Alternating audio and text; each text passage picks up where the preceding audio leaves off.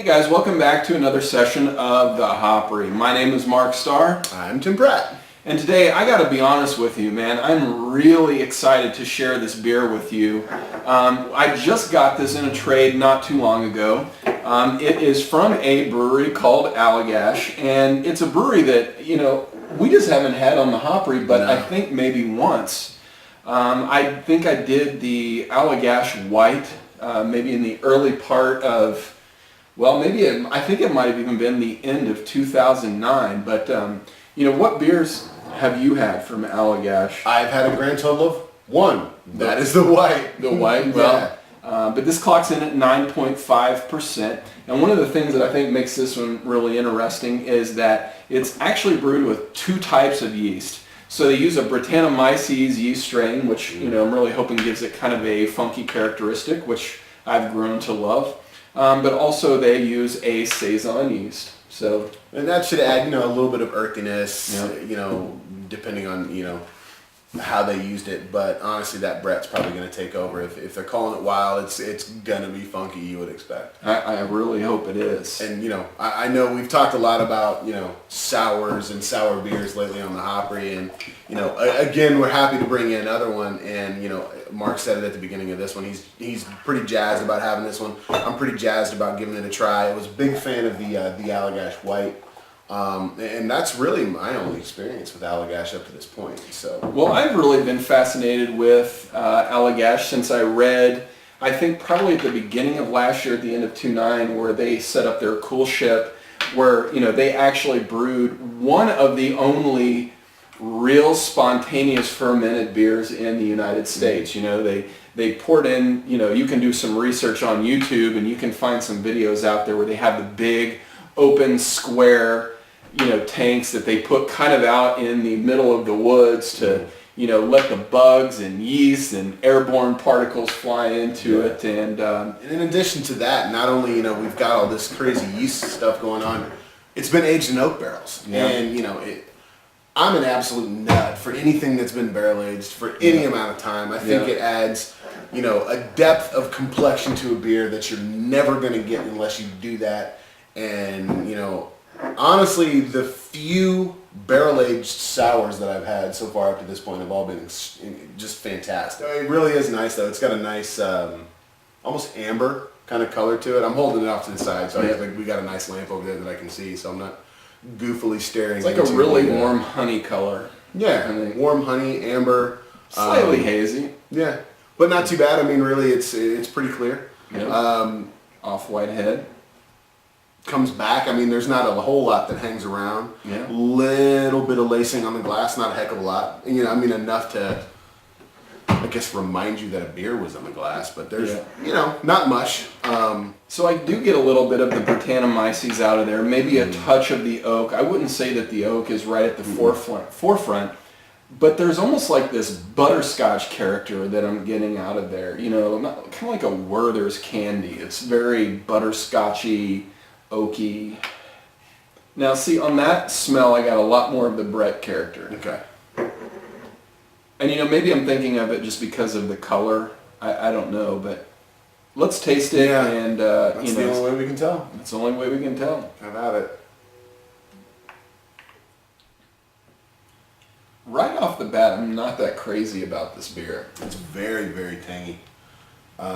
It's tangy slightly, but it's very tangy, but it's not sour. I'm trying to decipher the difference in tangy and sour.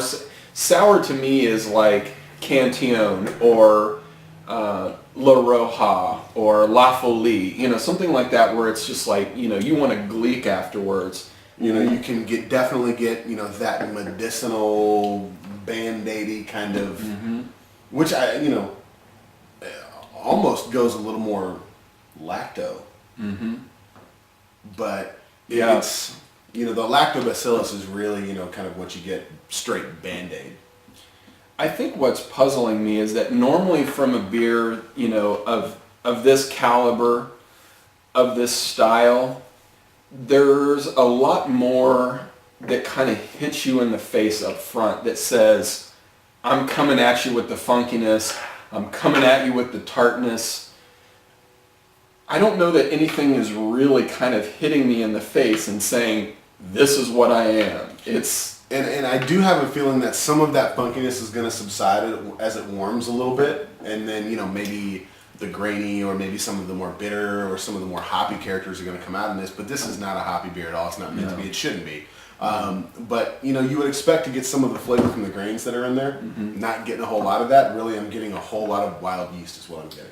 I am getting a lot of wild yeast, and to the point, and if you don't mind me interrupting and interjecting, it's almost distracting from the beer itself. It's almost straight funk. Yeah. There's just not a whole lot else to complement that funk. Mind you, the funk is good. I mean, for that style, for a Brett style, it definitely carries through, but it's just...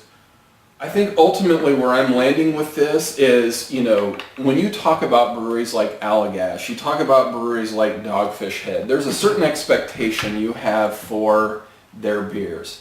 And my expectation for a Allagash Interlude, an ale that's aged in oak barrels with Brettanomyces and aged in Merlot and Syrah barrels, which I've noticed we haven't even pulled out any flavors that would remotely resemble Merlot or Syrah, which are really big, hearty red grapes. I think it's the expectation that's not being met that is really kind of keeping me from just completely loving this beer. Well, and to speak of the barrel aging, especially when you think of of grapes like Syrah and Merlot, he said you think of those big, jammy, bold flavors that come out of that, and then you also get some big bold flavors that come out of the oak barrels alone, and unfortunately there's very little of any of that that's really carrying through this beer. And I think in the terms of some of the barrel aged sours that I've had in the past, it's that wine barrel that almost gives it that X factor of, wow, that's really, really tasty. And with this one I get wild yeast. And unfortunately, I wish I had more barrel in this one. I really do. I would like more barrel as well. And I think when you age something, we talk about this character called vinous. And when a beer is vinous, that just means it resembles wine.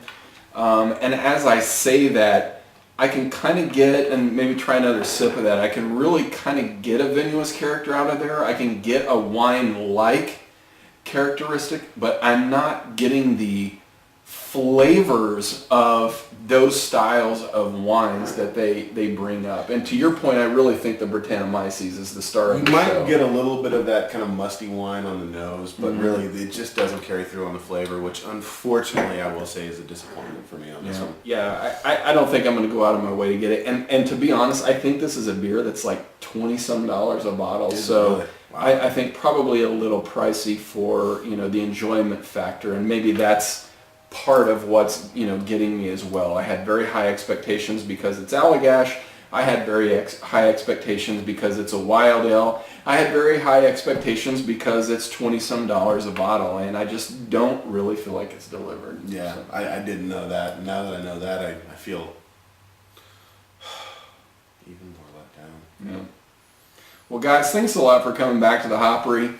We really like having you guys along every week. Hope you'll continue to come back as we share some more great beers with you. But for right now, we're going to go ahead and finish this one off. Cheers. Cheers, guys.